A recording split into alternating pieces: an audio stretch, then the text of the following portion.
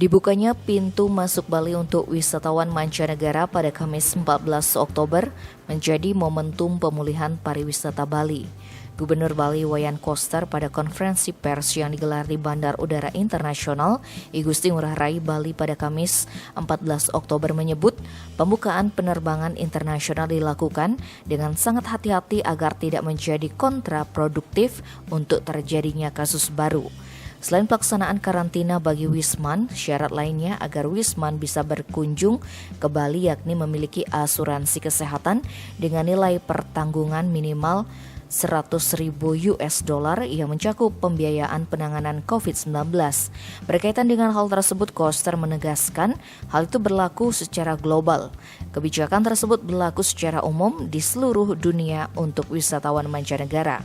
Begitu juga dengan persiapan menyambut wisatawan mancanegara di Bali sudah diperkuat, mulai dari tempat karantina di 35 hotel yang sudah disertifikasi hingga pemberian sanksi bagi wisatawan mancanegara yang melanggar aturan, baik pemberian teguran hingga deportasi.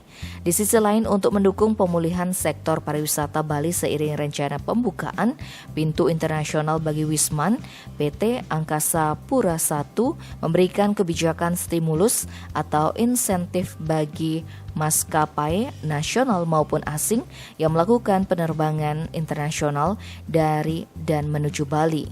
Adapun pemberian insentif berupa diskon biaya pendaftaran atau landing fee dengan masa pemberian insentif yaitu pada periode 14 Oktober 2021 hingga 30 Juni 2022, di mana pada periode 14 Oktober hingga 31 Desember 2021 Angkasa Pura I memberikan diskon landing fee sebesar 100% dan periode 1 Januari hingga 30 Juni Angkasa Pura I memberikan diskon landing fee sebesar 50%.